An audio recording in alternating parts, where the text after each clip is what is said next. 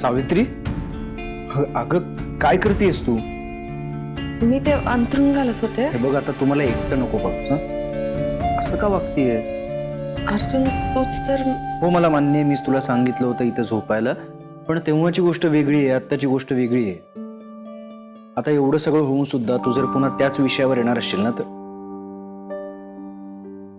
सावित्री, कळत कसं नाहीये तुला? तुझी जागा इथे नाहीये. चल चल.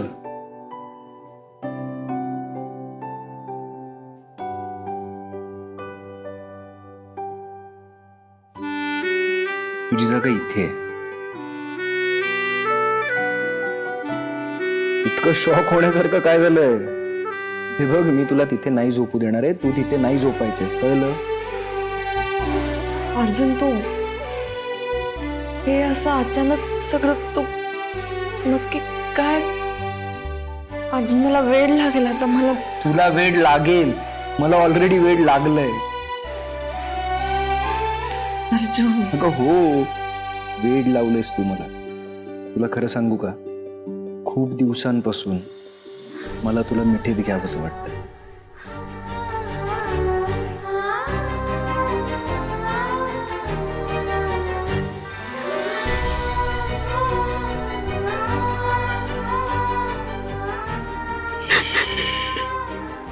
सावित्री,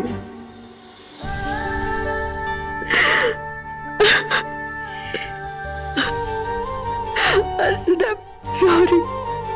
खरंच सॉरी, मला माफ कर. शांत हो. Sorry sorry.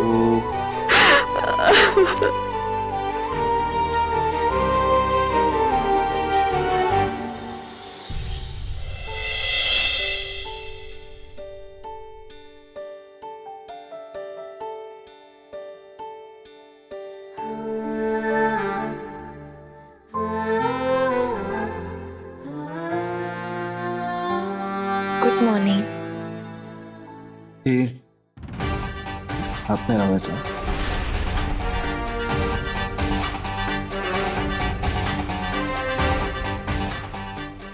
अर्जुन, मामरायचं. तुला काय वाटलं? माझ्यासोबत एक दिवस घालवला, इमोशनल झाले, रडले, सॉरी म्हटलं, झालं, सगळी पापं धुतली गेलीत. काय कमाल ऍक्टर आहेस का तू? नाही म्हणजे आता सुद्धा स्वतःचे एक्सप्रेशन्स बघ, चेहरा बघ, व्हरायटी ऑफ एक्सप्रेशन. नाही म्हणजे साहजिकच आहे.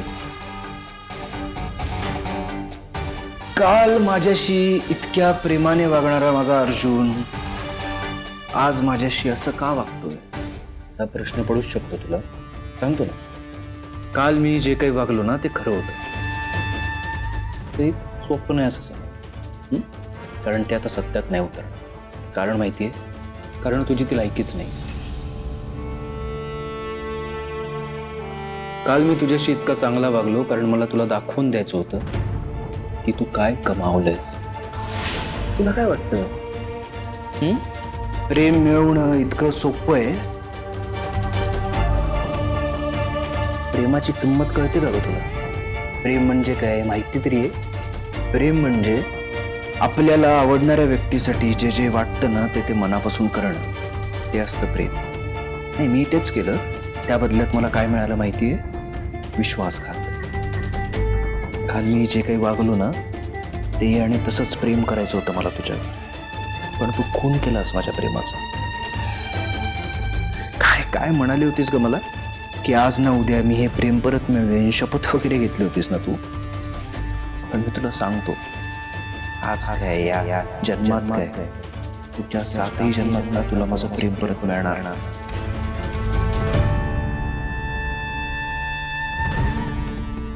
ए, हात नाही लावायचा, हात नाही लावायचा. उतर खाली, उतर माझ्या बेडवरून, उतर. चल चल.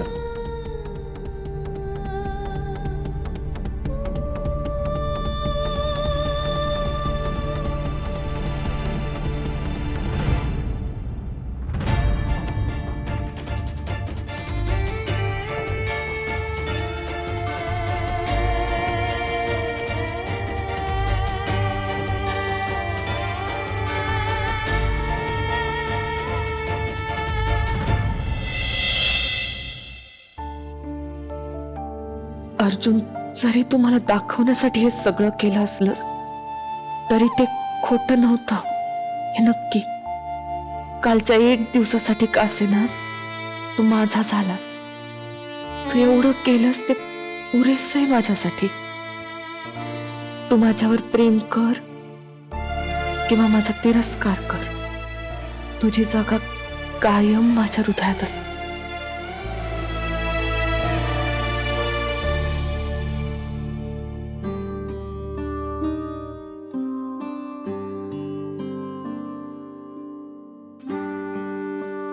वहिनी, काय झालं ग? का रडतेस तू? अगं काय नाही. माहितीये मला तर स्वप्नात सुद्धा वाटलं नव्हतं की कवठेकरांच्या घरात अशी दिवाळी येईल. अशी दिवाळी म्हणजे काही मज्जाच नाही आहे, ती पण ओढून ताणून आणल्यासारखी. आदल्या दिवशीपर्यंत आपली काही तयारी नव्हती. मला असं वाटलं कृष्णाही तरी येईल, पण ती पण नाही. माझा तर मूडच गेलाय.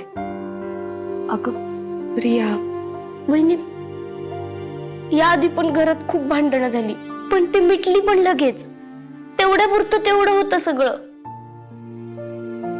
पण आता मात्र घरच तुटल्यासारखं वाटतंय बघ. तरी नशीब कृष्णाही नाहीये, नाहीतर तिला अजून त्रास झाला असता.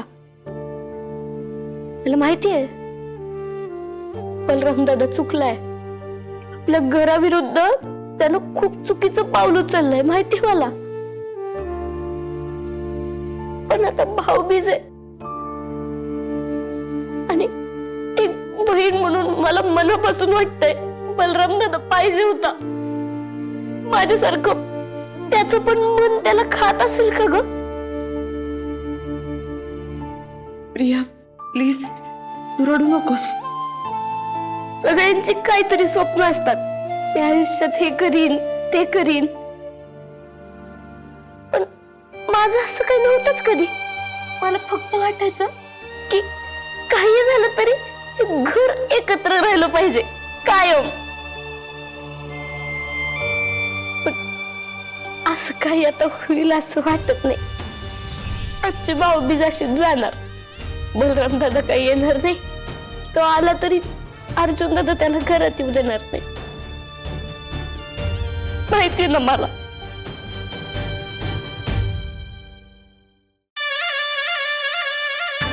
काय हो, आज भाऊबीजेच्या दिवशी तरी आहेत का पैसे तुमच्याकडे?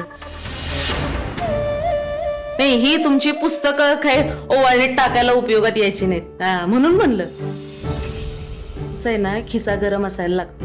इथं ना तुमचं डोकं गरम असतंय सदान कदा. मालक आहात या घरचे, मालक. पण किंमत भाडं तरी इतकी पण नाही. सांगा ना, काय करणार आहात? कुठून आणणार तो पैसे? जाऊन शेवटी भीकच मागणार ना त्या खोट्या मालकाकडं. लगाम तू आवळतेस का मी येऊ आवळायला? आम्ही तुम्हाला फकस्त नंदा, बोलताना विचार कर आणि विचार करून बोलत जा. माझ्याशी कळलं? मला शिकवते. आणि भाऊबीजेचं म्हणशील ना, तर हो, यावेळी मला आहेत जास्त खर्च. तर आणि यावेळी एक नाही, यावर्षी 2 बहिणी आहेत ना मला. 2 बहिणी? मूर्ख बाई. एक प्रिया, दुसरी सावित्री. काय एवढा पुळका आलाय तुला त्याचा? तो इथे न येण्याने काय आभाळ कोसळणार आहे? तू वाळलं नाहीस तर मरत नाही तो, कळलं? दादा, काही झालं तरी माझा भाऊ आहे तो. I am sorry, I am really sorry. माझ्या लक्षातच नाही आलं की बलराम तुझा सख्खा भाऊ आहे. नाही ठीक आहे प्रिया, चालू दे. अरे दादा, तू गैरसमज करून घेतोयस आता उगीच. अच्छा, माझा गैरसमज होतो. ऐक ना, सो दादा प्लीज, माझ्या मनात बाकी काहीच नाहीये. माझं फक्त इतकंच म्हणणं आहे की आज भाऊबीजेच्या दिवशी तुम्ही तिघही मला माझ्या समोर हवे आहात. दरवर्षी असतात असे. बाकी काहीच नाही. नाही येणार बलराम कधी. तुझे एकत्र घराचं स्वप्न बघतीयस ना, ते उद्ध्वस्त करायला निघाला होता तो, एवढं कळत नाही तुला? ज्यानं एका चोर बाईला आपल्या घरात आणलं, तो हवाय तुला या घरी? आता तू समजून का घेत नाहीयेस माझं ऐक तरी जरा. प्रिया, मला काही ऐकून घ्यायचं नाहीये, कळलं? नाही, मला सगळं मान्य आहे की बलराम तुझा रक्ताचा सख्खा भाऊ आहे, साहजिक आहे, तो जास्त लाडाचा असणार तुला, पण तुझं जे प्रेम आहे ना ते तुझ्यापाशी ठेव. या घराशी गद्दारी केलेल्या लोकांना मी माफ करणार नाही. त्यांनी त्यांची लायकी ओळखून वागावं, आणि तुला जो माणूस या घरात हवाय ना तो येणार नाही, विषय संपला.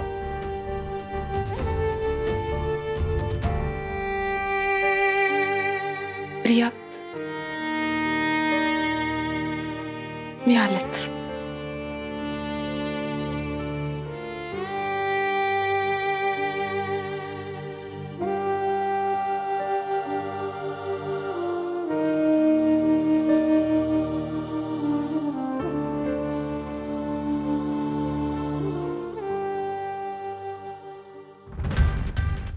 त्या चोरटीकडून ओवाळून घेणार आहात तुम्ही? अहो, आमच्या उंबऱ्याजवळ उभं राहायची लायकी नाही तिची, आणि तिला बहीण करून घ्यायला निघालात, हे आम्हाला अजिबात पटलेलं नाहीये.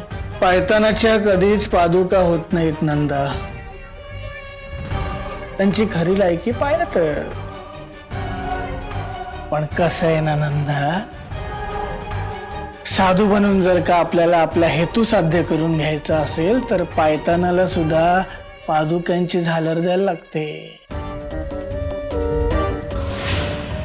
एकदा का माझा हेतू साध्य झाला की मी तिला बळीचा बकरा करून घ्यायला मोकळा. आणि बळीच्या बकऱ्याला आपल्याला आधी अंजारायला लागतं, गोंजारायला लागतं, खाऊ पिऊ घालायला लागतं. आम्हाला कळल अशा भाषेत बोलाल का जरा? अगं मूर्ख बाई, अर्जुननं तिला गिफ्ट काय दिलं, आपल्या समोर पाडव्याची ओवाळणी काय केली, तिला बाहेर जेवायला काय घेऊन गेला, हे सगळं काय तुला खरं वाटलं?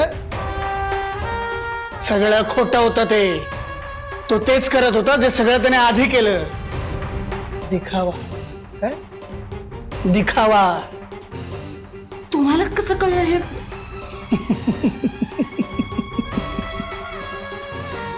हाच तर फरक आहे ना तुमच्यात आणि माझ्यात. जे तुम्हाला कधीच दिसत नाही तेच मला दिसतं. अगं, तिला मी आता मुसमुसून रडताना बघितलंय.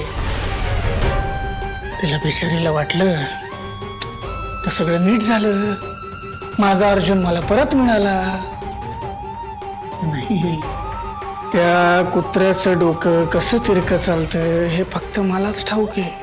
खूप वाईट वाटलं तिला. मग आता वाईट वाटलंय तर मग आधार नको का द्यायला? आणि तिचा आधार कोण? मी, तिचा भाऊ, नाही का? म्हणजे अर्जुननं विक्षिप्तपणा करायचा आणि तितकंच चांगुलपणा तिच्या या भावानं दाखवायचा. एखाद्याच्या खांद्यावरती एक हात ठेवून दुसऱ्या हातानं अलगद त्याच्या पाठीत खंजीर खुपसण्यात जी गंमत आहे ना, ती गंमत दुसऱ्या कशातच नाही नंदा. आणि आता हा विद्याधर हेच करणार.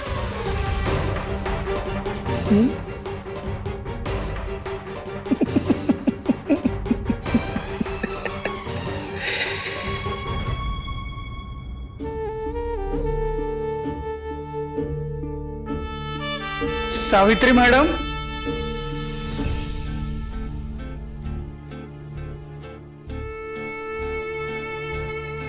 काय आज जरा घाईत दिसतंय, कुठं जाताय का?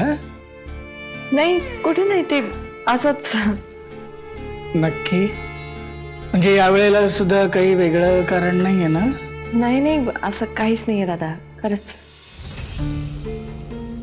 सावित्री मॅडम, माणसाचे ना शब्द खोटं बोलू शकतात, चेहरा नाही. आणि मी काय तुम्हाला आज ओळखतो का?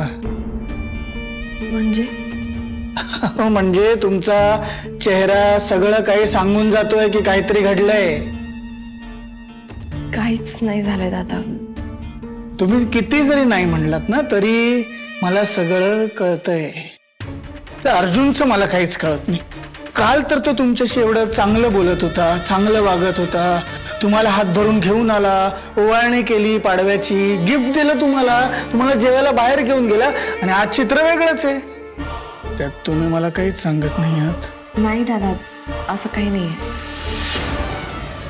ठीक आहे, तुम्हाला जर सांगायचंच नाहीये तर मग नका सांगू, काही माझी हरकत नाहीये.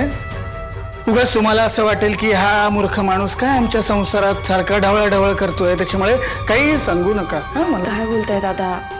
असं का म्हणेन मी? उलट तुमचं मला पटतं. तुम्ही योग्यच निर्णय देता. तुम्ही तर एकदम असा बरोबर विचार करून सगळं बोलता. असं का म्हणेन मी?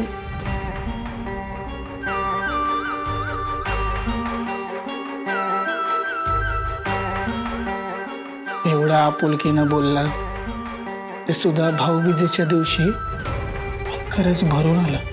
तुम्हाला कळतंय ना, हं? बहिणीची काळजी वाटते म्हणून हा सगळा घाट आहे, बाकी काही नाही. मी समजू शकते दादा. अहो, तुम्ही मला भावासारखेच आहात. मग भावाला ओवाळणार नाही का?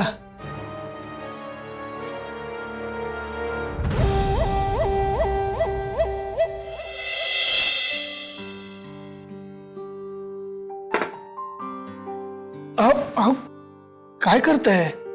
अहो दादा, मान आहे तुमचा.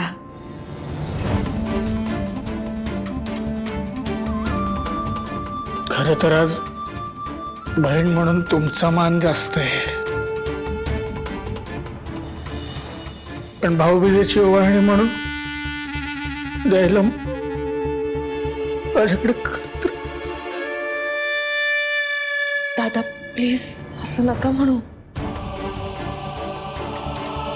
तुम्ही जे केलंय ना माझ्यासाठी ते खूप आहे. तुम्ही फक्त मला आशीर्वाद द्या, बाकी काही नको. अहो, मी काय आशीर्वाद देणार आहे तुम्हाला? फक्त ना एक मनापासून माझी इच्छा आहे की तुमच्या आणि माझ्या अर्जुनच्या आयुष्यातली सगळी संकट दूर हो, आणि तुमचा राजा राणीचा संसार पुन्हा एकदा सुरू हो. भैरव देवाच्या चरणी हीच प्रार्थना आहे माझी. राजा राणी म्हणे, राणी कसली चांगली नोकर करणार आहोत तुला. जरा थांब. मी ना शक्य तितके प्रयत्न करणार आहे तुमच्या दोघांसाठी. मला तुमच्या दोघांचं सगळं चांगलं झालेलं बघायचं. या दिवाळीची ओवाळणी मी लवकरच देणार आहे तुम्हाला. नका काळजी कर. हे राहिलंच.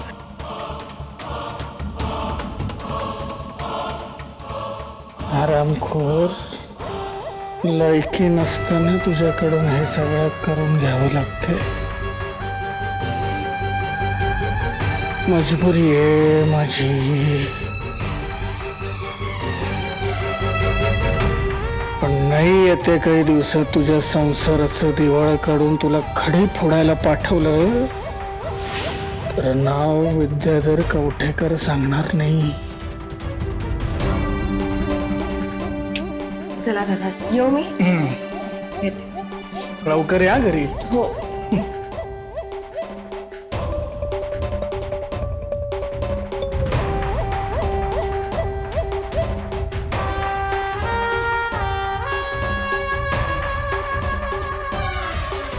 भारी जमतंय तुम्हाला. नाही म्हणजे ऍक्टिंग एकदम जबरदस्त. कसं हे असं टचकन डोळ्यात पाणी वगैरे कसं आणता हो? हा, आम्ही नुसते बघतच राहतो. वेळ मारून नेण्यासाठी हे सगळं करावं लागतं. नाहीतर मी सुद्धा त्या अर्धांड बलराम आणि मूर्ख मामासारखा आज कुठेतरी जेलमध्ये, नाहीतर कुठल्या तरी फडतूस हॉटेलमध्ये असतो. हे पटतंय आम्हाला. पटणारच.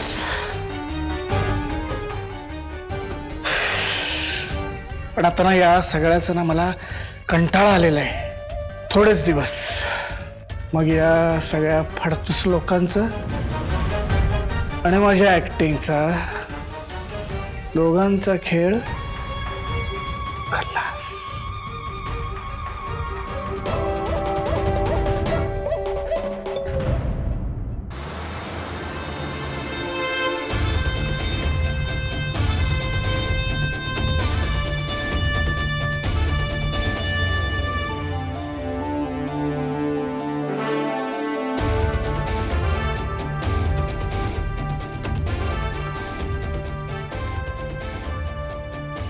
बलराम दादा चुकलाय, पण आता भाऊबीज आहे.